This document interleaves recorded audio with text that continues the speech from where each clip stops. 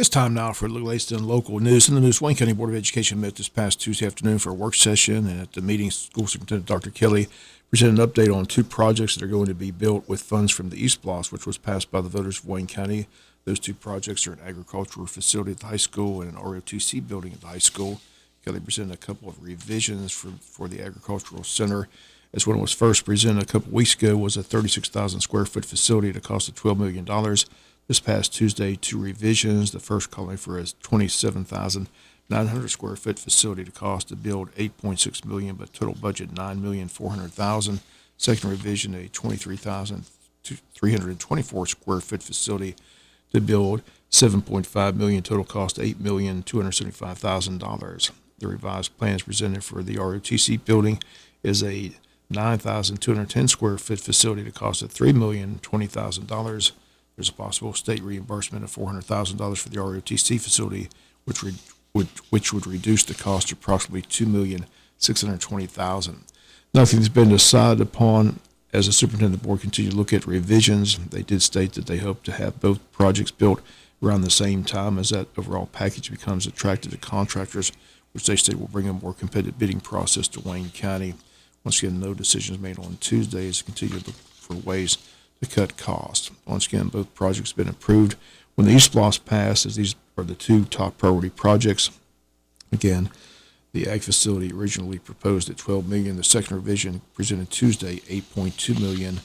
Personnel always on the agenda. Personnel approved Tuesday is as follows. Certified recommendations. Jeffrey Catino, Central Office. They did approve the hiring of the new head football coach and assistant athletic director, John Mooring. We'll hear from him as he was in town yesterday. We got a chance to talk with him. We'll have that on local sports.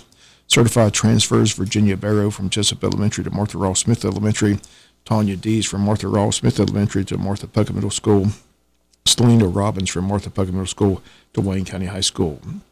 Certified resignations, Alicia Hendricks, Martha Ross Smith Elementary, retiring. Danelle Huckabee, Odom Elementary. Brianna Lunsberry, Martha Ross Smith Elementary. Sharon Spradley, Martha Puckett Middle School, retiring. Ren Woodward, Jesup Elementary School. Gracie Yoder, James E. Bacon Elementary. Classified recommendations, Kiva Jackson, Transportation. Janice Schultz, Martha Puckett Middle School, and Cody Tire, Transportation. Classified resignations, Melissa Bozeman, Martha Ross Smith Elementary. Ashley Hires, Martha Puckett Middle School. Kathy Smith, Martha Puckett Middle School, retiring. Christy Stearns, Odom Elementary School, retiring. Rebecca Thornton, Central Office, and Shay Wasden, Jesup Elementary. Again, all that personnel approved this past Tuesday at the work session. Wayne County Superior Court was in session Tuesday morning with the Honorable Judge Bert Guy on the bench. It was scheduled for an immunity hearing for defendant Michael Brandon Carter, age 44, who was charged with malice and felony murder in the January 26, 2022 shooting death of his father, Teddy Carter. Instead, after hours of negotiating a plea deal, Carter accepts the plea deal to plead to a lesser charge of voluntary manslaughter. He receives a 15-year sentence, with the first 7 to be served in prison. He must turn himself into law enforcement by the date of June 30th, 2024.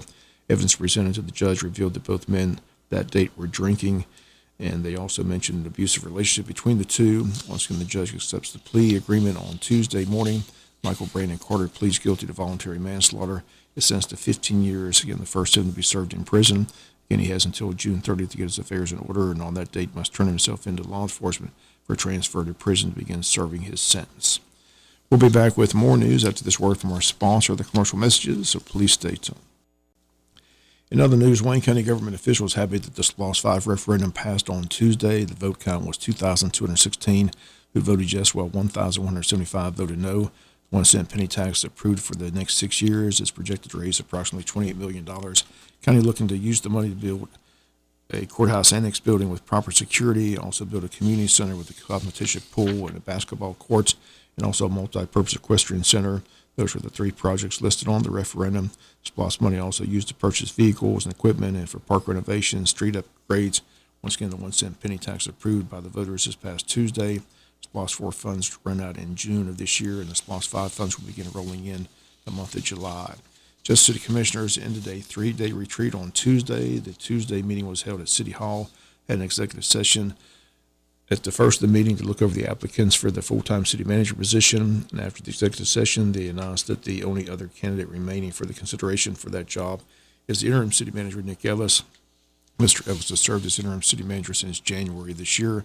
city announced that the other three applicants simply withdrew their application for consideration. The board now will take 14 days as required by state law to consider the remaining candidate before making the final decision. But again, here's Nick Ellis is on his way to be naming full-time city manager for the city of Jesup.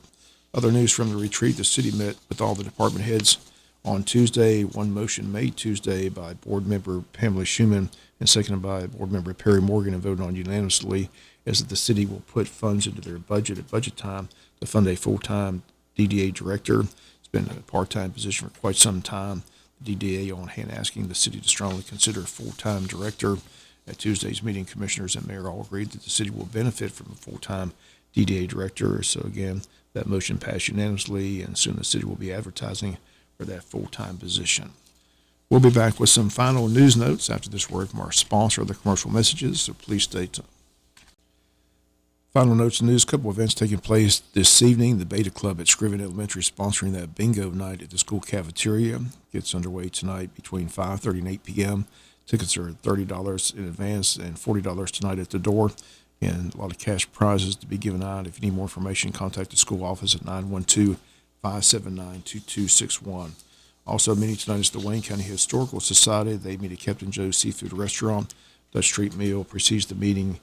The meeting gets underway at 6. The Dutch Street meal gets underway at 6. Guest speakers at the meeting this evening will be Bill and Virginia Garland. They'll present on the 79th anniversary of one of the most historic naval events of World War II. The USS Benjamin Franklin, the most damaged U.S. ship to return to its home port under its own power. Dr. Garland, who teaches business and leadership at the College of Coastal Georgia in Brunswick, has done extensive research on the survival of the aircraft, and Virginia's dad, Stokes Albright, and Jesup survived the attack, was one of 704 sailors who brought the ship home from the Pacific. Garland's will present a multimedia kind and actual artifacts to describe the events as seen through the eyes of the Wayne County sailor who lived through the attack and its aftermath. Also, Society member Derby Waters will have copies of his book on Wayne County history available. In that meeting taking place tonight at Captain Joe's Seafood Restaurant. Again, the Dutch Street meal at 6, the meeting at 7 p.m. Wayne County Board of Tourism getting ready for 2 warm weather events. The 2024 Altamar River Run scheduled for April 13th. The second annual Jesup Porch Fest set for May 4th. River Run will begin at Upper County Landing. Offer paddlers the choice of 2 takeout points. 11-mile takeout point will be at Pig Farm Landing. The 16-mile will be at JC Landing. There's no charge for the event, but each participant must sign a participation waiver before the paddle begins. More information on the paddle can be found on the Tourism Board website at waynetourism.com. The Jesup Porch Fest is a music festival held on the porches and lawns of historic homes and churches in the old town neighborhoods of Jesup, bordered by Brunswick Bay, Wayne, and Plum Streets. That's set for May 4th from 1 to 5 p.m.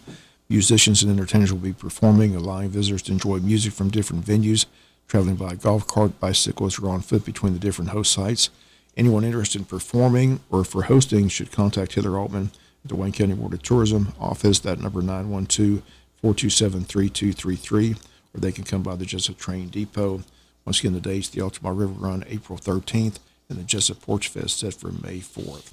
Finally in the news, this is an election year, and here in Wayne County, 3 men are running for sheriff, including incumbent Chuck Mosley, challengers Donnie Ray and Toby Cameron. We've had both Chuck Mosley and Donnie Ray already in studio talking about their campaigns. Tomorrow morning on the Butch and Bob Show, candidate Toby Cameron joins us in studio. So I invite you to tune in to hear what he has to say about his campaign. And Toby Cameron tomorrow on the world-famous Butch and Bob Show. That's going to do it for the latest in local news. Sports comes your way in a few minutes. Bob Morgan, have a great day.